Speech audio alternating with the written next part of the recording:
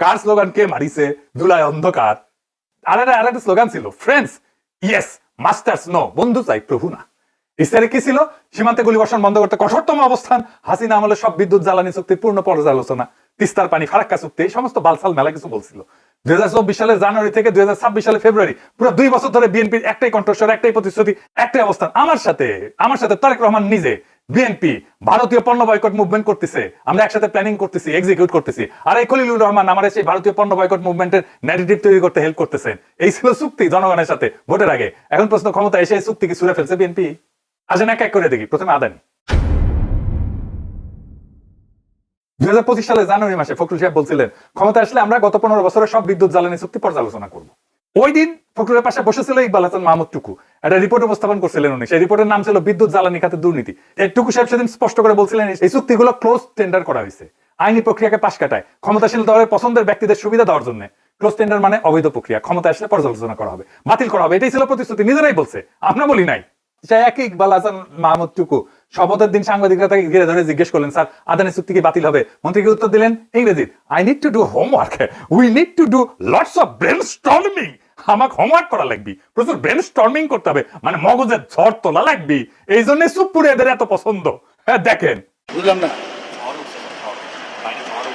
ঝড় উঠুক না কেন, আমি তো ঝড় উঠাচ্ছি এখানে, ঝড় উঠুক। দেখেছেন ঝড় তুলতে পারে চুপ্পু, সেই জন্য ওকে এত পছন্দ। টুকু ভাই আপনার হোমওয়ার্ক লাগবে কেন? 14 মাস আগে কি হোমওয়ার্ক করেছিলেন? ক্লোজ টেন্ডার আইনি প্রক্রিয়া ভেঙে করা হয়েছে, এটা আপনি কইছিলেন। পছন্দের লোককে সুবিধা দেওয়া হয়েছে, আপনি কইছিলেন। এই তথ্য আপনার হাতে তখন ছিল। সেই তথ্য এখন 14 মাসে গায়েব হয়ে গেল। নাকি তথ্য বিরোধী দলে থাকার জন্য ছিল, মন্ত্রী হওয়ার পর আর দরকার নাই? নাকি তখন হুদাই করেছিলেন বালসাল মানুষজনকে ভাত্তাপ্পা দেওয়ার জন্য, প্রতারণা করার জন্য? এরপরে ব্লুমবার্গ একটা রিপোর্ট প্রকাশ করলো, এখানে লেখা হইলো বিএনপি সরকার আদানি চুক্তি বাতিল করবে না, বিএনপি সরকার আদানি চুক্তি নেগোশিয়েট করবে, দাম নিয়ে দর কষাকষি হবে, চুক্তি থাকবে। বাহ, সব বরাবর হয়ে গেছে ইন্ডিয়ার সাথে, বুঝেছাও? বাতিলের প্রতিশ্রুতি ছিল, হইলো রিনেগোসিয়েশন, দেখাইলো মুরগি খাওয়াইলো ডাল। এই হইতেছে বিএনপি। এই রিনেগোসিয়েশন কি হঠাৎ 16 ফেব্রুয়ারি পরে হয়েছে? হয়নি। এই সিদ্ধান্তের প্রস্তুতি অনেক আগে থেকেই চলতেছিল, এবং সে প্রস্তুতির একটা মুখ ছিল, একটা নাম ছিল শামা ওবায়েদ। 2024 সেপ্টেম্বরে প্রণয় ভার্মার সাথে বিএনপির যে প্রতিনিধি দল বৈঠক করছিল, সেখানে 4 জন ছিল, তার একজন ছিল শামা ওবায়েদ। কে কে করছিল? ফখরুল, সালাউদ্দিন, নিতাই রায় চৌধুরী এবং শামা ওবায়েদ। এবার বুঝেছেন তো নিতাই রায় চৌধুরী কোন কোটায় সংস্কৃতি মন্ত্রী হয়েছে? ইন্ডিয়া তার ন্যারেটিভ বাংলাদেশে পুশ করে আর্ট কালচার দিয়ে, সেই ফ্রন্টে কেন নিতাই রায় চৌধুরী? বুঝেছেন তো? যাই হোক, শামা ওবায়েদের প্রসঙ্গ আছে। নিতাই রায় চৌধুরী সবসময় ইন্ডিয়ার সাথে মিটিং এ থাকে, আমি পরে আবার দেখাবো। এই শামা ওবায়েদ কে? বিএনপির সেক্রেটারি জেনারেল ছিল প্রয়াত কে এম ওবায়দুর রহমানের কন্যা। এবং গুরুত্বপূর্ণ তথ্য হইতেছে 2025 সালের নভেম্বর পর্যন্ত এই শামা ওবায়েদ ছিল আমেরিকান নাগরিক। 2টা পাসপোর্ট, বছরের পর বছর। এই শামা ওবায়েদ জানুয়ারি 2025 একটা সাক্ষাৎকার দিয়েছেন। কাকে? এএনআই, এশিয়ান নিউজ ইন্টারন্যাশনাল, ভারতীয় সংবাদ সংস্থা, বিজেপির মাউথপিস, দিল্লি ভিত্তিক। এএনআই তাকে আদানি নিয়ে প্রশ্ন করলো, কি উত্তর দিলেন? নিজের কথা পড়ে শোনায়, ইংরেজি যেহেতু কইছে তাহলে ঠিকই কইছে। এর বাংলা হইতেছে, বাংলাদেশ একটা উন্নয়নশীল দেশ, শিল্পায়নের জন্য ক্লিন এনার্জি দরকার। আদানি গ্রুপ আগে এসে জ্বালানি প্রকল্পে বিনিয়োগে আগ্রহ দেখাইতেছে, এটা একটা পজিটিভ ব্যাপার। হ্যাঁ, বিএনপির নেতা ভারতীয় সংবাদ সংস্থাকে কইতেছে পজিটিভ আদানির বিষয়টা। নির্বাচনের 1 বছর আগে ইস্তাহারে লেখা হলো হাসিনা আমলের বিদ্যুৎ জ্বালানি চুক্তির পর্যালোচনা করা হবে। স্ট্যান্ডিং কমিটির সদস্যরা বলছিলেন ক্লোজ টেন্ডার অবৈধ, বাতিল হবে, ফ্রেন্ডস ইয়েস মাস্টার্স নো। একদিকে দলের আনুষ্ঠানিক অবস্থান, অন্যদিকে দলের আরেকজন নেতা ভারতীয় মিডিয়াকে দিতেছে আদানির জন্য পজিটিভ সার্টিফিকেট। 2টা অবস্থান একসাথে চলতেছিল। সামনে বাতিলের বক্তৃতা, পিছনে আদানিকে সবুজ সংকেত। এভাবেই চলে দুই দিকে বিএনপির, দুই দিকে। সামনে এক জিনিস, গোয়াতার এক জিনিস বিএনপি। এই শামা ওবায়েদের বাবা কে ছিলেন জানেন? K M Obaidur Rahman. ওনারে না চিনলে শামা ওবায়েদের সিলসিলা বোঝা যাবে না। কে এম ওবায়দুর রহমান কে ছিলেন? আসেন সেটা দেখি। কে এম ওবায়দুর রহমান প্রথম উল্লেখযোগ্য আওয়ামী লীগ নেতা, ছাত্রলীগ নেতা, যে বিএনপির মহাসচিব হয়েছিলেন। এই ফজা পাগলা প্রথম বিএনপি না, আর হাবিবুর রহমান হাবিব প্রথম বিএনপি না, ছাত্রলীগ থেকে।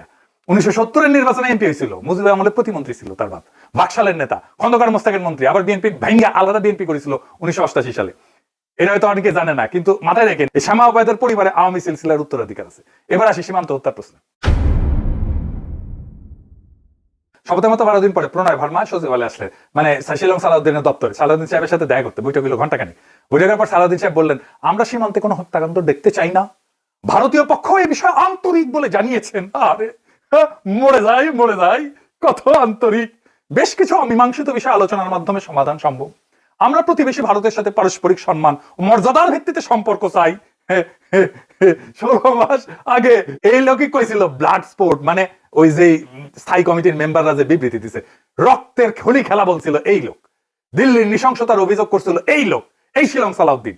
কিভাবে সে কথা ঘুরায়, জাতিসংঘে যাওয়ার দাবি করছিল, এখন একই ব্যক্তি বলতেছে ভারতের পক্ষ আন্তরিক, আলোচনায় সমাধান হবে। হাসিনাও তো একই কথা কইতো, পারস্পরিক সম্মান আর মর্যাদা, জাতিসংঘের নাম নাই, ড্রাগ স্পোর্টসের উল্লেখ নাই, রক্তের হোলি খেলার উল্লেখ নাই, দিল্লির নৃশংসতার কথা নাই। 16 মাসের মধ্যে ভারত কি হঠাৎ ভালো হয়ে গেছে? হ্যাঁ, হঠাৎ বদলে গেছে? বিএসএফ কি হঠাৎ ফুল নিয়ে সীমান্তে দাঁড়াইছে? পাখি শিকারের বদলে কি তারা শান্তির পায়রা উড়ানো শুরু করছে? কিছুই বদলায়নি, বদলাইছে শুধু পদ। বিরোধী দলে থাকার সময় যে ভাষা ছিল, ক্ষমতায় আসার সাথে সাথে সে ভাষাটা উধাও হয়ে গেছে। কেন হয়েছে সেটা তো আমরা দেখতেছি। কারণ হইতেছে ঘুটু, ইন্ডিয়ার সাথে ঘুটু। এইবার আসেন, খলিল রহমান নায়ার গেছে না, গেছিল না কয়েকদিন আগে ইন্ডিয়ায়, সেখানে কি হয়েছিল? 18/2026 দিল্লি গেল, নায়ার গেল, বিএনপির মন্ত্রীরা 3 দিনের সফরে। এইটা পররাষ্ট্রমন্ত্রী হিসেবে খলিল রহমানের প্রথম ভারত সফর, বাংলাদেশ সরকারের সরকারি সফর। সফরকালে একটা চিঠি হস্তান্তর করলেন, চিঠিতে তারেক রহমান নিজে স্বাক্ষর করছে। চিঠিতে তিনি নিজেকে কি হিসেবে লিখছেন? 2 পরিচয় একসাথে, chairman of BNP, prime minister of Bangladesh. দলের চেয়ারম্যান, রাষ্ট্রের প্রধানমন্ত্রী, তাই তো? এই চিঠিতে প্রাপককে ভারতের ক্ষমতাসীন দল বিএনপি সভাপতি নীতিন নবীন, একটা দলের সভাপতি, ভারত সরকারের কেউ না। বিষয়, তারেক রহমান বিজেপি সভাপতিকে বাংলাদেশ সফরে আমন্ত্রণ জানাইতেছেন। এই চিঠিটা কে পৌঁছে দিল? হুমায়ুন কবির আর খলিল রহমান, মানে সরকারের লোক। চিঠি কার হাতে পৌঁছাইলো? বিজেপির পররাষ্ট্র বিভাগের প্রধান বিজয় সোঠাওয়ালের হাতে। পরে নীতিন নবীনকে হস্তান্তর করবেন এই চিঠিটা। এবং সোঠাওয়ালের পাশে ছিল শিশির বাজোরিয়া। আমরা শিশির বাজোরিয়া কে, এটা আমরা দেখবো। এটা খুব ইম্পর্টেন্ট ক্যারেক্টার। 15 বছর ধরে বিএনপি এবং আওয়ামী লীগের 2 দলের সাথে সম্পর্ক রাখছিল। এই বিষয়টা একটু ভালো করে বোঝা দরকার। কূটনীতিতে একটা স্ট্যান্ডার্ড কাঠামো আছে বিশ্বজুড়ে, সব দেশ মানে। প্রধানমন্ত্রী কথা বলবেন প্রধানমন্ত্রীর সাথে, রাষ্ট্রপতি কথা বলবেন রাষ্ট্রপতির সাথে, পররাষ্ট্রমন্ত্রী কথা বলবেন পররাষ্ট্রমন্ত্রীর সাথে। সমপদের সাথে সমপদ, বরাবর হইতে হবে। স্ট্যাটাস, রাষ্ট্রের সাথে রাষ্ট্র, এটাকে বলে স্টেট টু স্টেট ডিপ্লোমেসি। 1961 সালে ভিয়েনা কনভেনশনের পর থেকে সব এই কাঠামো সব দেশ মানে, এটা মানাটাই রীতি। দল আর দলের সম্পর্ক আছে, বিএনপির সাথে বিজেপির সম্পর্ক থাকতে পারে, বিএনপির সাথে নেতা নেওয়া হলে দলের সম্পর্ক থাকতে পারে, আছেও মনে হয়, সেটা আলাদা কথা। দলীয় সভাপতি অন্য দেশের দলীয় সভাপতিকে লিখবে দলের পক্ষ থেকে, এটাও স্বাভাবিক। বিএনপির চেয়ারম্যান বিজেপির সভাপতিকে লিখতে পারে, তারেক রহমান এজ বিএনপির চেয়ারম্যান বিজেপির সভাপতিকে লিখতেই পারে, কোনো সমস্যা নাই। কিন্তু এই 2 চ্যানেল আলাদা করে থাকতে হবে, মিশাতে হয় না। কারণ দল ব্যক্তিগত প্রতিষ্ঠান, রাষ্ট্র জনগণের প্রতিষ্ঠান, দুইটার উদ্দেশ্য আলাদা। এখন তারেকের চিঠিতে কি হয়েছে দেখেন, এক চিঠিতে তিনি 2 পরিচয় একসাথে স্বাক্ষর করছেন, দলের চেয়ারম্যান এবং রাষ্ট্র প্রধানমন্ত্রী মিশ্রণ। এই চিঠির প্রাপক একজন দলীয় সভাপতি, সরকারি কেউ না। অর্থাৎ এক পক্ষ দল, এত এক পক্ষ দল এবং রাষ্ট্র, অন্য পক্ষ শুধু দল, এটাকে বলে অ্যাসিমেট্রি। চিঠি বহন করতেছে কে? একজন সরকারি উপদেষ্টা, সরকারি সফরে, সরকারি বিমানে, রাষ্ট্রের সময়, রাষ্ট্রের সম্পদ, রাষ্ট্রের মর্যাদা সবকিছু দলীয় সম্পর্কের সেবায়। এই ধরনের আচরণ বহুদলীয় গণতন্ত্রে কোথাও হয় না, কোথাও না। লেবার পার্টির নেতা ইউকে প্রধানমন্ত্রী হইলে তিনি ভারতের বিজেপি সভাপতিকে প্রধানমন্ত্রী হিসেবে চিঠি লেখেন না, লিখলে ব্রিটিশ সংসদে তুলকালাম হবে। Canadian prime minister Justin Trudeau যখন দলীয় তহবিল সংগ্রহের অনুষ্ঠানে বিদেশি কূটনীতিকদের আমন্ত্রণ করছিলেন 2015 সালে, তখন কানাডিয়ান এনডিপি সরাসরি বলছিল তিনি কানাডিয়ান ডিপ্লোমেসিকে দলীয় স্বার্থের জন্য বিপন্ন করছেন। এটা তুলনা করেন, শেখ হাসিনা 2014 সালে মোদীকে অভিনন্দন জানাইছিলেন, বিজেপি সভাপতি রাজনাথ সিংকে বাংলাদেশ সরকারে আমন্ত্রণ জানাইছিলেন। কিন্তু হাসিনা সেই চিঠিতে নিজেকে কি হিসেবে লিখছিলেন? বলছিলেন on behalf of Bangladesh Awami League and my own behalf, মানে বাংলাদেশ আওয়ামী লীগের সভাপতি হিসেবে সে করছিল। শুধু দলীয় পরিচয় না, প্রধানমন্ত্রী পরিচয় আলাদা রাখা হয়েছিল। তারেক সেই দূরত্ব রাখেনি, 2 পরিচয়কে একসাথে মিশাইছেন। হাসিনার চেয়ে এক ধাপ আগায় গেছেন ভারতের প্রেমের প্রশ্নে। এবার বলেন আমাদের বিরোধী দল এটা সংসদে প্রশ্ন তুলছে, তোলেনি কেন? তোলেনি। এবার আসি ফেলানি প্রশ্নে। বিবিসির সাথে সাক্ষাৎকারে তো অনেক বোমবাস্টিং কথা বলছিল, 2 মাসে বেশি সময় কেটে গেছে না। পুরো সময়কালে তারেক রহমান কতবার জনসমক্ষে ফেলানি শব্দটা উচ্চারণ করছে? একবারও না। এমনকি সীমান্ত হত্যা হলেও সে কিছু বলে নাই, ফেলানির নাম মুখে আনেনি। যে ফেলানির নাম তার নির্বাচনী প্রচারণার কেন্দ্রে ছিল, তার ইমেজ বিল্ডিং এর কেন্দ্রে ছিল, সে ক্ষমতা এসে আর উচ্চারণ করলো না। সীমান্ত হত্যা নিয়ে কোনো জনসমক্ষে বিবৃতি দিচ্ছেন না। বিএনপি নিজের পরিসংখ্যানে যে 24 জন বাংলাদেশি নিহত হয়েছে বলছিল, সেই 24টা পরিবারের জন্য প্রধানমন্ত্রী কোনো শোক বিবৃতি দিচ্ছে, তাদের সাথে দেখা করছে, কথা বলছে, তাদের কোনো খোঁজ খবর নিছে নাই। বিএসএফ এর হাতে পুশিন হওয়া 3399 জনের জন্য কোনো প্রতিবাদ নাই, তাদের জন্য কি করছে? নাই, কিচ্ছু নাই, সব চুপ।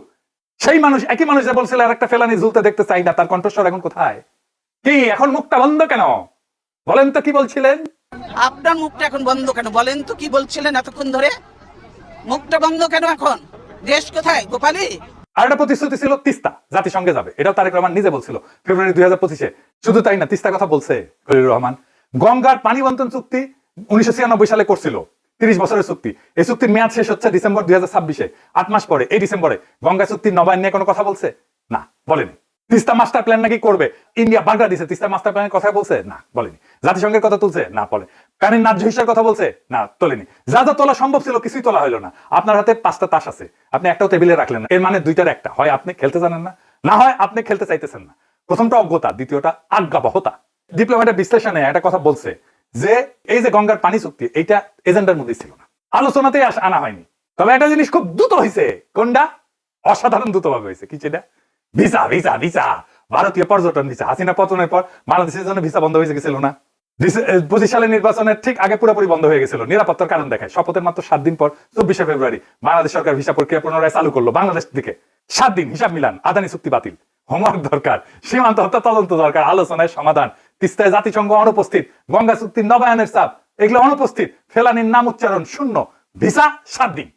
তাহলে বিএনপির কাছে কোনটা অগ্রাধিকার? জনগণের সাথে প্রতিশ্রুতি, তার স্লোগান, তার ন্যারেটিভ, নাকি দিল্লির কাছে দায়বদ্ধতা? ভিসা দিছে আবার রুগী নিবে, শপিং এ যাবে আমাদের লোকজন, কলকাতা আবার মুখরিত হবে বাংলাদেশের টাকা। এই তো হিসাব।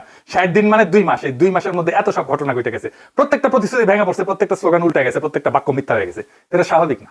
সরকার বদলাইতে সময় লাগে, পলিসি রিভার্সালে সময় লাগে, একটা ক্যাবিনেট সিদ্ধান্ত লাগে অনেক সময়, আন্তর্জাতিক চুক্তি রিনেগোশিয়েট করতে লাগে মাসের পর মাস, বছরের পর বছর। নীতিগত পরিবর্তন এত দ্রুত হয় না। এই 60 দিনের মধ্যে এই কাজগুলো হলো কি করে? আর এটার একটাই উত্তর আছে, এটা নীতিগত পরিবর্তন না, এটা প্রস্তুতির প্রকাশ, দীর্ঘ প্রস্তুতির প্রকাশ। এই প্রস্তুতিটা আগে থেকেই ছিল, শপথের পর শুধু প্রকাশ হয়েছে। কিভাবে? ইন্ডিয়ার একটা কৌশল আছে, সেই কৌশল দশকের পর দশক ধরে কাজ করছে। এই কৌশল বুঝতে হলে আপনাদের একজন মানুষের নাম জানতে হবে। নাম কি? শিশির বাজুরিয়া। কে শিশির বাজুরিয়া? কলকাতার ব্যবসায়ী, ইস্পাত ব্যবসার সাথে জড়িত। এই পর্যন্ত সাধারণ তথ্য, কিন্তু গুরুত্বপূর্ণ তথ্য হইতেছে শিশির বাজুরিয়া শুধু ব্যবসায়ী না, তিনি বিজেপির সদস্য, তার সাধারণ সদস্য না, ওভারসিজ ফ্রেন্ডস অফ বিজেপি এই সংগঠনের কোর কমিটির সদস্য। ওভারসিজ ফ্রেন্ডস অফ বিজেপি এটা কি? এটা বিজেপির সেই শাখা যা বিদেশে বিজেপির প্রভাব বিস্তার করে, বিদেশি সরকারগুলোর সাথে সম্পর্ক রক্ষা করে। এদের কাজ হলো বিজেপির হয়ে ব্যাক চ্যানেল ডিপ্লোমেসি রক্ষা করা। এই শিশির বাজুরিয়া তিনি এমন একজন মানুষ যে বাংলাদেশের প্রধান 2 দলের শীর্ষ নেতৃত্বের সাথে দীর্ঘদিনের সম্পর্ক বজায় রাখছে, বিএনপির সাথেও আওয়ামী লীগের সাথেও একসাথে 15-20 বছর ধরে। এটা আকস্মিক না, এটা কাকতালীয় না, এটা পরিকল্পিত কৌশল। কৌশলটা কি? ভারত কখনো একটা ঘোড়ার উপরে বাজি ধরে না, সামনে একটা সম্পর্ক রাখে, পিছনে অন্যটা। কূটনীতির ভাষায় এই কৌশলকে বলে ফ্রন্ট চ্যানেল এবং ব্যাক চ্যানেল ডিপ্লোমেসি, মানে সামনে পিছনে 2 দিক দিয়ে লাগায়। এজন্য 2024 হাসিনা যখন পড়লো ফ্রন্ট চ্যানেল বন্ধ হইলো, কিন্তু ভারতকে অসহায় হয়ে গেল না, ব্যাক চ্যানেল সেদিনই সামনে এসে নতুন ফ্রন্ট চ্যানেল হয়ে। এটা শুধু থিওরি না, এটা আপনাকে দলিল সহ দেখাইতেছি। এই যে দিল্লি সফরে গেল খলিলুর রহমান, না তারা গেছে বিজেপির সদর দপ্তরে 11 অশোকা রোডে। বৈঠকে স্বাগত জানিয়ে আসছে কারো 2 জন, একজন বিজয় চৌঠাইলাল বিজেপির ফরেন অ্যাফেয়ার্স ডিপার্টমেন্টের ইনচার্জ, আর একজন শিশির বাজুরিয়া, সেই একই বাজুরিয়া। আকস্মিক না, পরিকল্পনা। ভারত কখনো বিএনপির দরজা বন্ধ হইতে দেয়নি। দেখেন না, আমির খসরু মাথা নিচু করে আছে অমিত শাহের সামনে, ওরা জানে একদিনই দরজা কাজে লাগবে, সেই দিন আসছে। এবার আসেন খলিলুর রহমান আর অজিত দোভালের লম্বি কাহিনী। খলিলুর রহমানকে নিয়োগ দেওয়া হয়েছিল হাই রিপ্রেজেন্টেটিভ রোহিঙ্গা ইস্যু নিয়ে এবং প্রায়োরিটি অ্যাফেয়ার্স, উপদেষ্টা পদমর্যাদা, কিন্তু পদটা মনে রাখেন, রোহিঙ্গা প্রশ্নে উপদেষ্টা। নিরাপত্তা সংক্রান্ত কোনো পদ না, জাতীয় নিরাপত্তা কাঠামোর সাথে কোনো সম্পর্ক নেই, শুধু একটাই বিষয়, রোহিঙ্গা সমস্যা। এই পর্যন্ত ঠিক আছে। এবার আসল ঘটনা। 3 এপ্রিল 2025 ব্যাংককে সাংগ্রিলা হোটেলে গ্র্যান্ড মরলুমে বিমস্টেকের সম্মেলন হইতেছে। 7 দেশের নেতারা উপস্থিত, বাংলাদেশের প্রফেসর ইউনূস আছে, মোদি আছে, থাইল্যান্ড, মিয়ানমার বা নেপাল, ভুটান, শ্রীলঙ্কা সবাই আছে। কিন্তু আমি আপনাদের আজকে একটা দেখাবো একটা ছবি যা বাংলাদেশের প্রধান উপদেষ্টা প্রেস উইং নিজেই প্রকাশ করছিল। এই যে এই ছবিটা দেখেন, ছবিটা দেখা যাচ্ছে এক টেবিলে বসে আছে 2 জন, একজন অজিত দোভাল আর একজন খলিলুর রহমান। খলিলুর রহমান সেই সময় বাংলাদেশের সিকিউরিটি অ্যাডভাইজার না, পররাষ্ট্রমন্ত্রীও না। তাহলে দোভালের সাথে তার কি খাম? দোভালের সাথে দীর্ঘক্ষণ কথা বললেন, কি কথা বললেন এই কথাটা আন্দাজ করতে হবে না। ভারতের পররাষ্ট্র মন্ত্রণালয়ের একজন সিনিয়র কর্মকর্তা ম্যাগাজিনকে বিস্তারিত বলছে, তার কথা হইতেছে দোভাল খলিলুরের সাথে ফ্র্যাঙ্ক আলোচনা করছেন, ভারতের কাছে কি কি সম্পূর্ণ আনঅ্যাকসেপ্টেবল সে তালিকা তিনি সরাসরি দিচ্ছেন। সবচেয়ে গুরুত্বপূর্ণ বিষয়, বাংলাদেশ থেকে ভারত বিরোধী কার্যকলাপ পরিচালনা করা। একজন রোহিঙ্গা প্রতিনিধির সাথে ভারতের ন্যাশনাল সিকিউরিটি অ্যাডভাইজার কেন বুঝবেন? রোহিঙ্গা সংকট নিয়ে কথা বলতে, নাকি ভারতের রেড লাইন জানাইতে? আরো একটা বিষয় দোভাল তুলছেন, ইউনিসের চীন সফরের সময় একটা বিবৃতি, যেখানে ইউনুস বলছিলেন যে ভারতের উত্তর পূর্ব একটা ল্যান্ডলক অঞ্চল যেটা চীনের বিনিয়োগে বাংলাদেশের মাধ্যমে উপকৃত হতে পারে। দোভাল এই বিবৃতি নিয়ে খলিলুরকে প্রশ্ন করে, খলিলুর ব্যাখ্যা দিচ্ছেন, দোভাল সন্তুষ্ট হয়নি। একটা রাতের ডিনারে খলিলুর রহমান কি হয়ে গেলেন? একজন রোহিঙ্গা বিষয়ক হাই রিপ্রেজেন্টেটিভ থেকে ভারতের ন্যাশনাল সিকিউরিটি অ্যাডভাইজারের চোখে বাংলাদেশের পক্ষ থেকে ভারতের নিরাপত্তা উদ্বেগ জবাবদিহিতার দায়িত্বে থাকা একজন সর্বোচ্চ পর্যায়ের ইন্টারলোকেটর। 3 এপ্রিল এই ডিনার হইল না, 9 এপ্রিল, মাত্র 6 দিন পরে বাংলাদেশ সরকার গেজেট নোটিফিকেশন দিয়ে খলিলুর রহমানকে সিকিউরিটি অ্যাডভাইজার বানাইল। এটা কোনো দুর্ঘটনা না, এটা একটা সিগন্যাল। দিল্লি সেই রাতে বুঝাইছিল এই মানুষটা আমাদের সাথে কথা বলতে পারে। কোন সুস্থ রাষ্ট্রে এভাবে ন্যাশনাল সিকিউরিটি অ্যাডভাইজার বাছাই করা হয় না। একটা দেশের ন্যাশনাল সিকিউরিটি অ্যাডভাইজার যিনি সর্বোচ্চ গোপন সামরিক তথ্য জানেন, সামরিক বাহিনীর সাথে সমন্বয় করবেন, গোয়েন্দা সংস্থার তদারকি করবেন, তার নিয়োগের ভিত্তি হয় দেশের ভিতরের বিবেচনা। ভারতের এনএসএ টেবিলে ফ্র্যাঙ্ক ডিসকাশনে 5 দিন পরে না। এরপর খলিলুর রহমান কি করলেন? তার প্রথম কয়েকটা বিদেশি সফর কোথায় গেলেন দেখেন, 5 মাসের মধ্যে 4 বার। একটা জায়গায় দোহা, কাতারের রাজধানী, 26 মে, 26 জুলাই, 28 আগস্ট, 25 নভেম্বর। 4 বার 5 মাসে, একই ফ্লাইটে বারবার। দোহা কেন বারবার? কাতার বাংলাদেশের কোনো স্ট্র্যাটেজিক পার্টনার না, বাণিজ্যিক অংশীদারিত্ব সীমিত, সীমান্ত বিরোধ নাই, সামরিক চুক্তি নাই, বড় বিনিয়োগ নাই। দোহাতে বাংলাদেশের সিকিউরিটি অ্যাডভাইজারের কাজ কি? সহজ উত্তর, দোহাতে অন্য কেউ ছিল। দোহাতে আছে আমেরিকার আল উদেইদ এয়ারবেস, বিশ্বের বৃহত্তম সামরিক স্থাপনাগুলোর একটা। আমেরিকার সেন্টকম মধ্যপ্রাচ্যের সামরিক অপারেশনের নিয়ন্ত্রণ করে যে কমান্ড, সেটা ফরওয়ার্ড হেডকোয়ার্টার এখানে। এই সফরের মাসগুলোতে ঢাকায় মার্কিন charge d' affaires Tracey Jacobson দোহাইছিলেন। বাংলাদেশের নিরাপত্তা সূত্রে বরাদ দিয়ে রিপোর্ট করছেন। খলিলুর জ্যাকবসন এবং সেন্টকমের কর্মকর্তাদের সমন্বয়ে বৈঠক হয়েছে। আমেরিকার সাথে কি আলাপ? আলাপ একটাই। আমি বারবার বলছি, হাসিনার আমলে ফ্রন্ট সিটে ভারত আর তারা সাপোর্ট দিচ্ছে আমেরিকা। ইউনূসের আমলে আমেরিকা ফ্রন্ট সিটে আর ভারত থেকে আসে সাপোর্ট। তাই খলিলুর রহমানকে বারবার দোহাই যাইতে হয়। এরপর দোভাল নিজে খলিলুর রহমানকে আমন্ত্রণ জানাইলেন কলম্বো সিকিউরিটি কনফারেন্স 7ম এনএসএ পর্যায়ের বৈঠক দিল্লিতে। 20 নভেম্বর ঠিক হলো, তিনি যাবেন 19 নভেম্বর, কিন্তু গেলেন 18 নভেম্বর, একদিন আগে সন্ধ্যায়। একদিন আগে কেন? কেউ পরিষ্কার করে বলেনি, আনুষ্ঠানিক ব্যাখ্যা নেই। এটা নিয়ে কূটনৈতিক মহলে ব্যাপক আলোচনা হয়েছিল। একদিন আগেটা গুরুত্বপূর্ণ। একদিন আগে যাওয়ার অর্থ কি? অর্থ আনুষ্ঠানিক মাল্টিল্যাটারাল বৈঠকের আগে আলাদা প্রাইভেট সময়, দোভালের সাথে, জয়শঙ্করের সাথে অথবা অন্য কারোর সাথে, আমরা তো জানি না, যে সময়ের কোনো রেকর্ড থাকবে না। এই সময়টা আরো ক্রিটিক্যাল হয়ে ওঠে আরেকটা কারণে। এই বৈঠকের ঠিক 48 ঘন্টা আগে 17 নভেম্বর হাসিনাকে মৃত্যুদণ্ড দিছে আন্তর্জাতিক অপরাধ ট্রাইব্যুনাল। হাসিনা তখন দিল্লিতে আশ্রিত, ভারত তাকে রক্ষা করতেছে, প্রত্যাবর্তন অনুরোধ উপেক্ষা করছে। এই বিস্ফোরণ মুহূর্তে যখন ঢাকার সাথে দিল্লির সম্পর্ক 2 দশকের সবচেয়ে তিক্ত অবস্থানে, তখন দোভাল ডাকলেন, খলিলুর গেলেন, 2 এনএসএ একসাথে দীর্ঘ আলোচনা বসলেন। বৈঠক শেষে খলিলুর কি করলেন? দোভালকে বাংলাদেশ সফরে আমন্ত্রণ দিলেন, নিজে দিলেন। যে দেশের ট্রাইব্যুনাল 48 ঘন্টা আগে সাবেক প্রধানমন্ত্রীকে মৃত্যুদণ্ডাদেশ দিছে, সেই দেশের এনএসএ সেই মৃত্যুদণ্ডপ্রাপ্ত ব্যক্তির প্রোটেক্টরকে নিজ দেশে আমন্ত্রণ জানাইতেছেন। শুধু আমন্ত্রণ না, দেশের সম্মানের নামে আমন্ত্রণ। এই আমন্ত্রণ কার পক্ষ থেকে? জনগণের পক্ষ থেকে, যে জনগণ জুলাই অভ্যুত্থানে হাসিনার বিরুদ্ধে রাস্তায় জীবন দিছে। অনেকে বলে প্রফেসর ইউনূস নাকি জুলাই অন্তঃপ্রাণ। জুলাই অন্তঃপ্রাণ। দেখেন, যে জনগণ দিল্লি না ঢাকা বলে স্লোগান দিছিল, সেই জনগণের পক্ষ থেকে খলিলুর রহমান প্রফেসর ইউনূসের নিরাপত্তা উপদেষ্টা অজিত দোভালকে বাংলাদেশে আমন্ত্রণ জানায়। এই আমন্ত্রণ জনগণের পক্ষ থেকে না, এই আমন্ত্রণ সেই বন্দোবস্তের পক্ষ থেকে, কাঠামোর পক্ষ থেকে। যে কাঠামোর কথা আমি এপিসোডের শুরু থেকে বলে আসতেছি, যে কাঠামো হাসিনার সাথে টিকে থাকতো, ইউনূসের সাথে টিকছে, তারেকের সাথেও টিকবে। ইউনূস সরকারের 18 মাসের পুরো আমল, এটাই সবচেয়ে উচ্চ পর্যায়ের ভারত সম্পৃক্ততা। একজন মানুষের মাধ্যমে, খলিলুর রহমানের মাধ্যমে, যিনি ব্যাংকক থেকে, দোহা থেকে, দিল্লি থেকে এক সুতায় গাঁথা এক মালা, আর সেই মালার শেষ প্রান্ত কোথায় গিয়ে টেকছে সেটা আমরা সবাই দেখছি। 17 ফেব্রুয়ারি 2026 সে একই খলিলুর রহমান তারেক রহমানের ক্যাবিনেটে পররাষ্ট্রমন্ত্রী।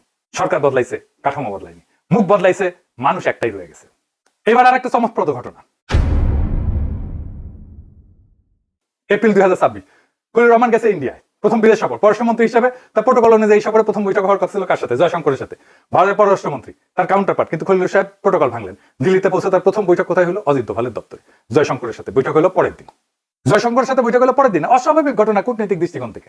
পররাষ্ট্রমন্ত্রী যে প্রথমে ন্যাশনাল সিকিউরিটি অ্যাডভাইজারের সাথে বৈঠক করেন না, সবসময় কাউন্টারপার্টের সাথে বৈঠক করেন। এটাই কনভেনশন, এটাই ভদ্রতা। কিন্তু খলিলুর রহমান কনভেনশন ভাঙলেন। কেন ভাঙলেন? কারণ সম্পর্কটা আনুষ্ঠানিক পদের না, সম্পর্কটা ব্যক্তিগত চ্যানেলের। যে সম্পর্ক 4 এপ্রিল 2025 ব্যাংকক থেকে শুরু হয়েছিল, সরকার বদলাইছে, পদ বদলাইছে, ব্যক্তি থাকছে, দিল্লির দিকে তাকায় থাকা চ্যানেল অটুট।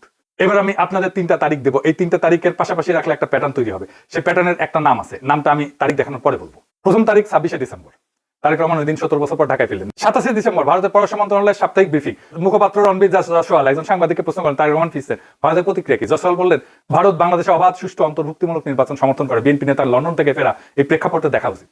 ভারত কিন্তু যে কোনো প্রার্থী বলেনি, ভারত সব দল বলেনি, ভারত বলছে বিএনপি নেতার ফেরা, একজন নির্দিষ্ট প্রার্থীর নাম উল্লেখ নির্বাচনের 48 দিন আগে। এটা ছিল ভারতের প্রথম আনুষ্ঠানিক বিবৃতি। দ্বিতীয় তারিখ 31শে ডিসেম্বর 2025, তারেকের ফেরার 5 দিন পর খালেদা জিয়ার জানাজা। জয়শঙ্কর আসলেন, ভারতের পররাষ্ট্রমন্ত্রী ব্যক্তিগতভাবে জয়শঙ্কর খালেদা জিয়ার কফিনে ফুল দিলেন। তারপর তারেক রহমানের সাথে আলাদা বৈঠক। সেই বৈঠকে জয়শঙ্কর তারেকের হাতে একটা চিঠি দিলেন, তুলে দিলেন, সাথে সেই খলিলুর রহমান, পররাষ্ট্রমন্ত্রী না। অবাক ব্যাপার না? এখানে তো পররাষ্ট্র উপদেষ্টা তৌহিদ সাহেবের থাকার কথা। চিঠিটা কার? মোদীর। ভারতের প্রধানমন্ত্রী নরেন্দ্র মোদী ব্যক্তিগত সই করা একটা চিঠি তারেক রহমানের উদ্দেশ্যে। চিঠিতে কি লেখা ছিল? লিখলেন, খালেদা জিয়ার যে আইডিয়াল, সেই আইডিয়াল তারেক রহমানের নেতৃত্বে আগে যাবে। এই আইডিয়াল ভারত বাংলাদেশের মধ্যে ডিপ হিস্টোরিক পার্টনারশিপের গাইডিং লাইট হিসেবে কাজ করবে। গাইডিং লাইট, যে খালেদা জিয়াকে অসুস্থ অবস্থায় জেলে রাখার পরে কিছুই বলে নাই ইন্ডিয়া, সে এখন গাইডিং লাইট হয়ে গেছে। আপনাকে যদি কেউ বলে আপনি আমার গাইডিং লাইট হবেন, আপনার নেতৃত্ব তাহলে মেনে নিতেছে, তারা আপনাকে অনুসরণ করবে। এই শব্দটা কূটনৈতিক ভাষায় বিরল। মোদী এই শব্দ ব্যবহার করলেন তারেক রহমানের উদ্দেশ্যে নির্বাচনের 43 দিন আগে, ব্যক্তিগত চিঠিতে পররাষ্ট্রমন্ত্রীর হাতে। তৃতীয় তারিখ 10 জানুয়ারি 2026, আরো 10 দিন পরে গুলশান বিএনপি অফিসে 5টার দিকে ভারতীয় হাই কমিশনার প্রণয় ভার্মা আসলেন। যথারীতি নিয়মিত বৈঠক। কতক্ষণ চললো বৈঠক? 40 মিনিট, অল্প সময় না, গুরুত্বপূর্ণ আলাপ। বৈঠকের পর ভার্মা চলে গেলেন, হুমায়ুন কবির ব্রিফিং দিচ্ছেন, বলতেছেন মোদী তার নবনির্বাচিত বিএনপি চেয়ারম্যানকে অভিনন্দন জানাইছেন। তিনি তখন বিএনপি চেয়ারম্যান হয়েছেন। তিনি এক্সপেক্ট করতেছেন যে বাংলাদেশের ভবিষ্যৎ তারেক রহমানের নেতৃত্বে পুনর্নির্মিত হবে। লক্ষ্য করেন, হুমায়ুন কবির আশা বা চাওয়া বলেন, ইংরেজিতে বলছে এক্সপেকটেশন, প্রত্যাশা। আশা আর প্রত্যাশা এক অর্থ না। প্রত্যাশা মানে প্রায় দাবি, we expect this to happen. একজন বিদেশি প্রধানমন্ত্রী এক্সপেকটেশন প্রকাশ করতেছে বাংলাদেশের ভবিষ্যৎ তারেক রহমানের নেতৃত্বে পুনর্নির্মিত হবে নির্বাচনের 33 দিন আগে। ভোটের বাক্স তখন খুলেই নাই, ইসি প্রার্থী তালিকা চূড়ান্ত করে নাই। কূটনীতিতে একটা স্ট্যান্ডার্ড ভাষা আছে, যখন একটা দেশ অন্য দেশের নির্বাচন নিয়ে কথা বলে তখন তারা বলে আমরা যে কোনো নির্বাচিত সরকারের সাথে কাজ করতে প্রস্তুত। এটা হলো রেখা, রেড লাইন। এই রেখা অতিক্রম করা যায় না, কারণ এর বেশি করলে সেটা অন্য দেশের নির্বাচনে হস্তক্ষেপ হয়ে যায়, সার্বভৌমত্বের লঙ্ঘন হয়ে যায়। মোদী এই রেখা অতিক্রম করছেন 3 বার। প্রথমে পররাষ্ট্র মন্ত্রণালয়ের বিবৃতিতে, তারপরে ব্যক্তিগত চিঠিতে, তারপরে হাই কমিশনের মাধ্যমে। কূটনীতির ভাষায় এটা একটা নাম আছে, এটা হচ্ছে প্রি লেজিটিমাইজেশন, মানে পূর্ব বৈধতা। ভোট শুরু হওয়ার আগেই একটা নির্দিষ্ট একজন প্রার্থীকে বৈধ, কাঙ্ক্ষিত এবং গ্রহণযোগ্য ঘোষণা করা, যাতে জনগণের হাত থেকে বিকল্পের ধারণাটাই সরাই দেওয়া যায়। ভোটে ভারতের ভূমিকাটাই ছিল এটা। ভারতের কাজ ছিল 1 নম্বর তার সফট পাওয়ারকে কাজে লাগানো। বাঙ্গু, সুশীল, এলিট সবাই, ইন্ডিয়ান লেসপেন্সার যারা, তারা বিএনপির পক্ষে মাঠে নামেছিল। ফুন্দের আলো, দিল্লি স্টার, সব মিডিয়া গেল তাদের পক্ষে। 2 নম্বর ফলাফল নিজের পক্ষে আনা, নিজের প্রয়োজনীয় ফলাফল হিসেবে সাজানো। এটা নিশ্চিত করা যে যে দল ক্ষমতায় আসবে সেই দল আগে থেকেই দিল্লির ভাষা বুঝে নেবে, আগে থেকে দিল্লির প্রত্যাশা মেনে নেবে। সেটা তারা করছে, ভোটের বাক্স খোলার অনেক আগেই করছে, 3 বার বার্তা পাঠায়। এইবার সংক্ষেপে একটু হুমায়ুন কবিরকে বলে নি। হুমায়ুন কবির সম্পর্কে অনেকেই জানে না। কে হুমায়ুন কবির? হুমায়ুন কবিরের প্রথম দল কোনটা ছিল জানেন? বিএনপি, ব্রিটিশ লেবার পার্টি, ব্রিটিশের সরকারি দল। লেবার পার্টির বেন্থাল গ্রিন এবং বাউথ কনস্টিটিউয়েন্সির সেক্রেটারি ছিল। এটা পূর্ব লন্ডনের একটা বাংলাদেশি অধ্যুষিত কনস্টিটিউয়েন্সি। 2008 সালে তিনি লেবার পার্টি ছেড়ে যোগ দিলেন বিএনপিতে, লন্ডন বিএনপির কাজ শুরু করলেন। কিন্তু বিএনপির হয়ে যখন কাজ করতেছে তখন কবির সাহেব চাকরি করলেন কোথায় জানেন না? UK cabinet office. UK cabinet office কি জিনিস জানেন? এটা ব্রিটিশ সরকারের একদম কেন্দ্র, যেখানে ব্রিটিশ প্রধানমন্ত্রী বসেন, সেখানে সব মন্ত্রণালয়ের মধ্যে নীতি সমন্বয় হয়, সেখানে ইন্টেলিজেন্স ব্রিফিং আসে, সেখানে বিদেশ নীতি স্ট্র্যাটেজিক পরিকল্পনা হয়। 10 ডাউনিং স্ট্রিটের ঠিক পাশেই এখানে চাকরি করছে সে। কার আমলে? প্রথমে বরিস জনসনের আমলে, তারপরে ঋষি সোনাকের আমলে, 2 ব্রিটিশ প্রধানমন্ত্রী আমলে, কনজারভেটিভ পার্টির আমলে। এই সময়টা ইউকে বিদেশ নীতির কেন্দ্রে কি ছিল জানেন? দেখেন বরিস জনসনের ঘোষণা দেখলেই বুঝবেন, ঘোষণা দেখলেই বুঝবেন কেন্দ্রে কি ছিল। India UK living bridge, road map 2030। Modi Johnson বন্ধুত্ব। ঋষি সোনাক নিজে হিন্দু, ইনফোসিসের জামাই, মোদির সাথে কম্প্রিহেন্সিভ স্ট্র্যাটেজিক পার্টনারশিপের চুক্তি করছিল। এই সময় ব্রিটিশ ভারত সম্পর্ক সর্বকালের সবচেয়ে উষ্ণ, এবং সেই সম্পর্কে কেন্দ্রে ছিল ইউকে ক্যাবিনেট অফিস। সেখানে হুমায়ুন কবির চাকরি করছে। তো হুমায়ুন কবির কার মাল? হ্যাঁ, সে এমন কাঠামোর ভিতরে কাজ করছে, ব্রিটিশ কাঠামোর, যখন ব্রিটিশ পররাষ্ট্রনীতি ভারত কেন্দ্রিক। মিলে আবার সব এপিসোড বড় হয়ে যাচ্ছে, কিন্তু এগুলো না বললে হবে না। সবগুলো একসাথে না বললে বুঝতে পারবেন না কোনটার সাথে কি রিলেশন। এরপরে একটা ঘটনা একটু বলতেই হবে, আসেন সেটা একটু বলি। বিজেপি নেতারা কবিরকে একটা বই উপহার দিচ্ছেন, বইয়ের নাম হইতেছে হোয়াই ভারত ম্যাটার্স। এই বইয়ের লেখককে জয়শঙ্কর। এটা কোনো নিউট্রাল উপহার না, এটা একটা ইডিওলজিক্যাল প্রিমিয়ার। বাংলাদেশের নতুন পররাষ্ট্রনীতি নির্ধারকদের হাতে তুলে দেওয়া হইতেছে ভারতের বিশ্ব দৃষ্টি কিভাবে চিন্তা করতে হবে সেটা, এটার গাইড বুক। এখানে বলছে ভারত মানে ইন্ডিয়া না, ভারত মানে একটা সভ্যতা, একটা সিভিলাইজেশন প্রজেক্ট, এবং সেই সভ্যতার অংশ বাংলাদেশ। আমাদের উচিত সেই সভ্যতাকে গ্রহণ করা। নতুন ছাত্রদের জন্য টেক্সট বুক, যে টেক্সট বুক আওয়ামী লীগও পড়ছে, মানছে। একই বৈঠকে বিজেপি নেতারা আরেকটা বিষয় উঠেছেন। তারা বলেন অতীতে বিএনপি সরকারের আমলে ভারত বিরোধী ইনসার্জেন্ট অ্যাক্টিভিটি চলছিল বাংলাদেশ থেকে, এটা ভারতের অভিযোগ। সেই অভিযোগ ভারতের কাছে এখনো আছে। কথাটার মানে কি? এটা একটা সাধারণ স্মৃতিচারণ না, এটা একটা সূক্ষ্ম রিমাইন্ডার। মোটামুটি বাংলা অনুবাদ করলে যা দাঁড়ায়, তোমাদের পুরনো ফাইল আমাদের কাছে আছে, সঠিকভাবে চললে সেই ফাইল বন্ধ থাকবে, ভুল করলে ফাইল আবার খুলে যাবে। বুঝাও। এটা চাপ, নরম ভাষা কিন্তু পরিষ্কার চাপ। তাদের টেক্সট বুক গ্রহণ করা হইলো, রিমাইন্ডার শোনা হইলো, বৈঠক শেষ হইলো। এই ধরনের বৈঠকের একটা কূটনীতি ভাষার নাম আছে ওরিয়েন্টেশন সেশন। নতুন ছাত্রদের প্রথম দিনের ক্লাস, এখানে বলে দেওয়া হয় এই বিশ্ববিদ্যালয়ের নিয়ম কি করতে হবে, কি করা যাবে না, কোন বইটা পড়তে হবে। হ্যাঁ বুঝছাও, এই যে মিলন সাহেব, মিলন ভাইয়ের মতো আর কি। তোমরা কেমন আছো? ঠিক মতো লেখাপড়া করছো? করতে হবে, নকল আর হবে না। এই তোমরা কেমন আছো? পড়াশোনা ঠিক মতো করো তো? করতে হবে, নকল আর হবে না। সার্বভৌম রাষ্ট্রের কূটনীতিতে এই ধরনের দৃশ্য বিরল। বিরল কারণ স্বাধীন দেশে পররাষ্ট্রনীতি নির্ধারকরা বিদেশে যায় ওরিয়েন্টেশন নিতে যায় না, তারা ইকুয়াল হিসাবে যায়। কিন্তু কবির খলিলুর গেছে অংশ নিয়ে। এবার আমি আপনাদেরকে 2টা ঘটনা পাশাপাশি দেখাবো, একদিকে চীন, অন্যদিকে ইন্ডিয়া। একই সময় একই সরকার একই ইস্যু নিয়ে 2 দেশের সাথে বাংলাদেশ কিভাবে আচরণ করলো সেটা দেখলে অনেক কিছু বোঝা যাবে। 9 মার্চ 2026 চীনের রাষ্ট্রদূত গেলেন অর্থমন্ত্রী আমির খসরু মাহমুদ চৌধুরীর কাছে, নিজে থেকে কেউ ডাকেনি, নিজে আসছেন। এই বৈঠকে বললেন চীন বাংলাদেশের জ্বালানি সংকট সমাধানে সহযোগিতা করতে চায়, চীন জ্বালানি সরবরাহে আগ্রহী, একসাথে কাজ করতে চায়। চীন নিজে থেকে প্রস্তাব দিতেছে, জ্বালানি সহযোগিতার অফার দিচ্ছে, বাংলাদেশের পক্ষ থেকে কিছু জিজ্ঞেস করা হয়নি, কিন্তু চীন নিজে থেকে আগে আসছে। বিএনপির তরফ থেকে কোনো সাড়া নাই, কোনো কমিটি নাই, কোনো ফলো আপ নাই, কোনো মিটিং নাই। চীন প্রস্তাব দিল, বাংলাদেশ গ্রহণ করলো না। একই দিনে 9 মার্চ 2026 যেদিন চীনের রাষ্ট্রদূত অর্থমন্ত্রীকে জ্বালানি প্রস্তাব দিতেছে, একই দিনে প্রণয় ভার্মা জ্বালানি মন্ত্রী টুকুর সাথে বৈঠক করতেছে। এখানে ভারত বাংলাদেশকে প্রস্তাব দিতেছে না, বাংলাদেশ ভারতকে প্রস্তাব দিতেছে। বাংলাদেশ নিজে থেকে বলতেছে আপনাদের নুমালীগড় পাইপলাইন থেকে আরো ডিজেল দেন, চলতি বছরে 5000 টন, আমরা চাই মাসে 20,000 টন। একদিকে চীন নিজে জ্বালানি প্রস্তাব দিতেছে, অর্থমন্ত্রীর দরজায় হাজির, বাংলাদেশ সাড়া দিতেছে না। অন্যদিকে বাংলাদেশ ভারতের কাছ থেকে নিজে থেকে গেছে, নিজে থেকে আবেদন করতেছে, নিজে থেকে ভারতের কাছে ভিক্ষা চাইতেছে। জ্বালানি প্রস্তাবকে নিজে থেকে প্রস্তাব দিছে চীন, বাংলাদেশ ফিরাই দিছে। আর ভারত, বাংলাদেশ তাদের দরজায় ভিক্ষায় থালা নিয়ে দাঁড়ায় আছে। দেখলেন তো, সব হিসাব মিলছে এক জায়গায়। তারেক রহমান অনেক আগে থেকে ইন্ডিয়ার সাথে একটা ব্যাক চ্যানেল মেনটেন করতেছে, আর সেই ইন্ডিয়ার সাথে একটা সিস্টেম করে ক্ষমতা এসেছে। জুলাই 2024 ছিল আমাদের জীবনের একটা মাহেন্দ্রক্ষণ। আমাদের ছেলেমেয়েরা রাস্তায় নামছে, বুকে গুলি খাইছে, আবু সাইদ দাঁড়াইছিল বুক চিতায়, মুগ্ধ পানি বিতরণ করতে গিয়ে শহীদ হয়েছে। শত শত পরিবারের সন্তান আর ফিরে আসেনি, অনেকে আহত হয়েছে, পঙ্গু হয়েছে, অঙ্গ হারাইছে। তারা সবাই একটা স্বপ্ন নিয়ে জীবন দিছিল। কি স্বপ্ন? বাংলাদেশকে বদলায় দেওয়ার স্বপ্ন, সার্বভৌম বাংলাদেশের স্বপ্ন। বাংলাদেশকে আর মাথা নত করে চলতে হবে না, স্বাধীন বাংলাদেশ।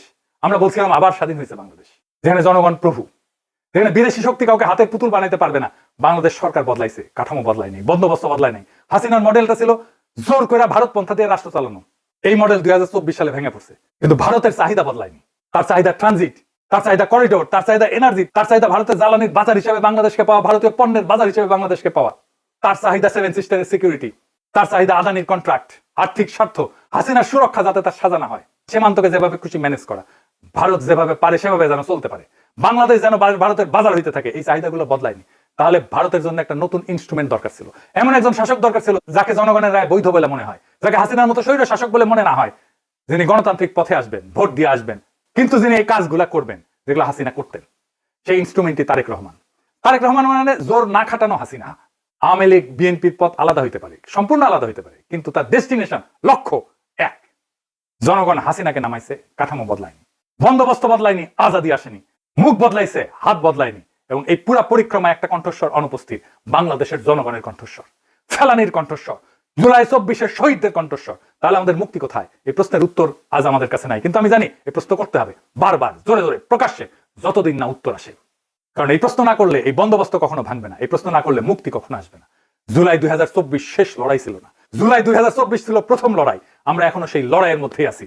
জুলাই জিন্দা আছে। বাংলাদেশে এভাবেই আবার নামে আসবে বর্ষা বিপ্লবের রুহানি প্লাবন। সেই অনাগত সময়ের জন্য তৈরি হন, সে আজাদির জন্য তৈরি হন। ইনকিলাব জিন্দাবাদ।